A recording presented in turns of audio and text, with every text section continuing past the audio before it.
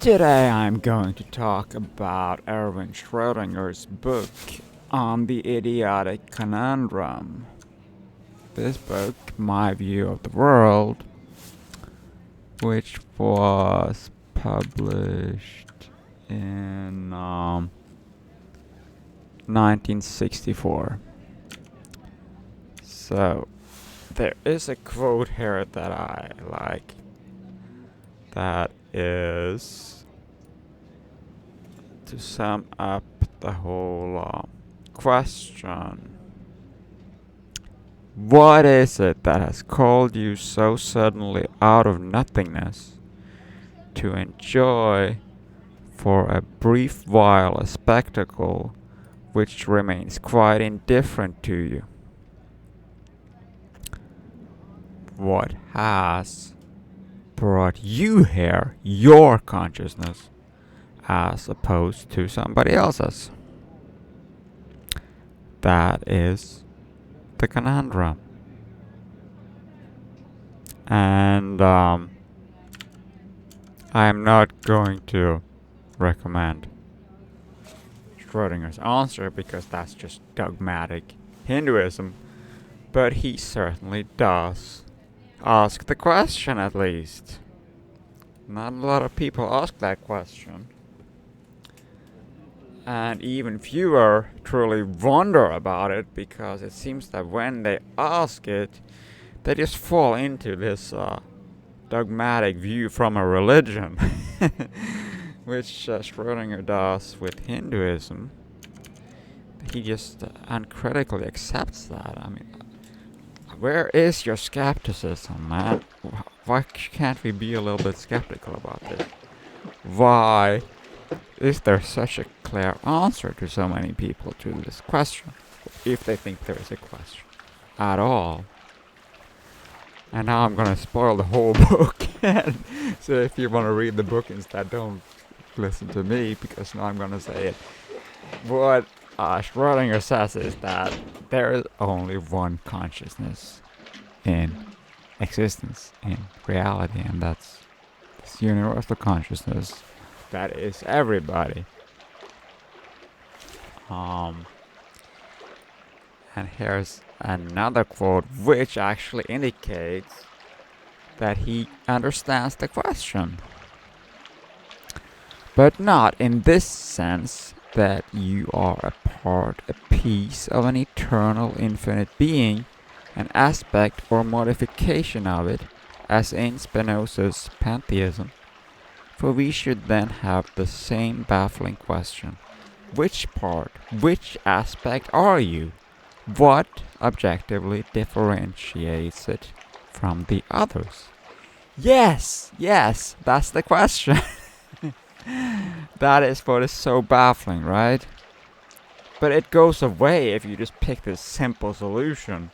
Oh, it's all a universal consciousness, and that's the end of story. Everybody is this universal consciousness.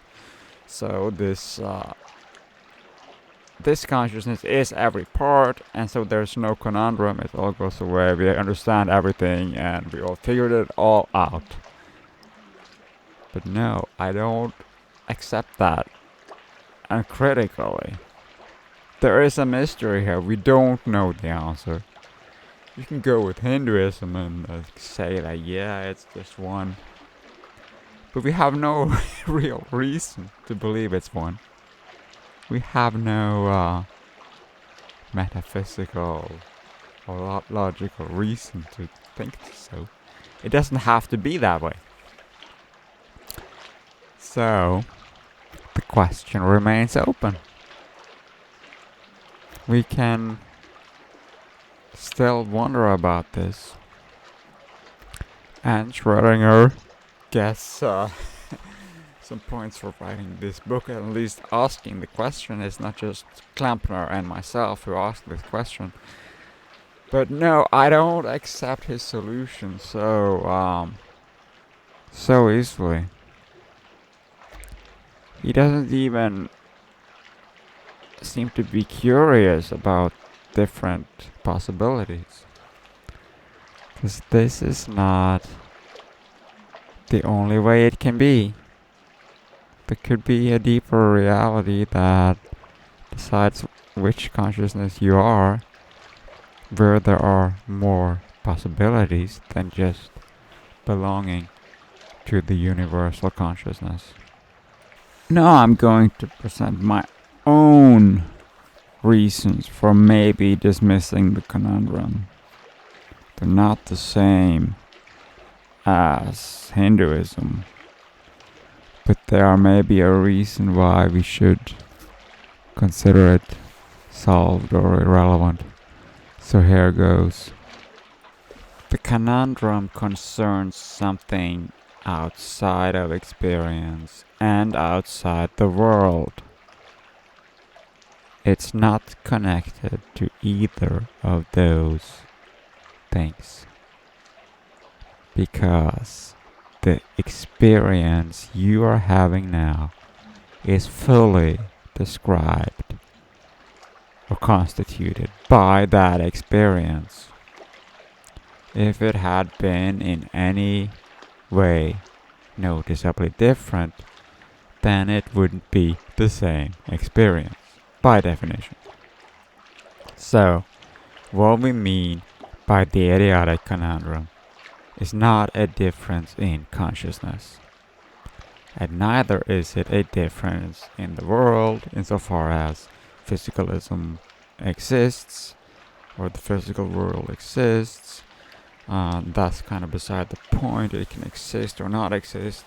You can have a monism consisting of consciousness if you want, and it's the same difference.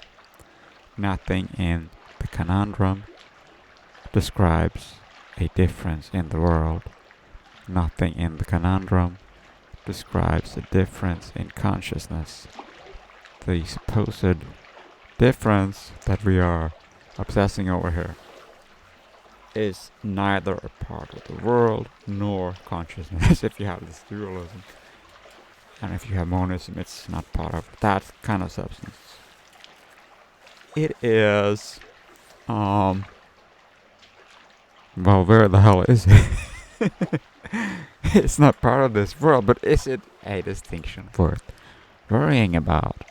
Is it a distinction that's meaningful to talk about at all? And one point of view that I'm kind of leaning toward is that it goes away when you consider that you couldn't have a different experience and prove the conundrum that way by thinking that the experience could have been different. So maybe it's just an illusion that this intuition we have that I could not have existed, but somebody else could have in my place, exactly like me. That is wrong, because if they were exactly like me, they would be me, because the experience is defined by being exactly like me. I'm not sure about this, but I'm just thinking that this might resolve it, like it goes away. Maybe this is also the anthropic principle, that we're not supposed to worry about something that's not here to begin with. And it's definitely not here to begin with. This hypothesized different world with somebody just like me who is not. I don't know if we should assume that that's a possibility. Maybe we should just conclude that it's meaningless to even bring up that possibility. I mean, why would we bring up that possibility? I'm wondering if Klempner can help us, give us a reason why why we should think about this. Why is he taking it so seriously? What is there? What is there to it? Let's have a debate about this. How about Klempner come here and talk about it? We can debate this. I want to hear your input now about why you think there is a conundrum, given everything that I just said now. Let's hear what you have to say.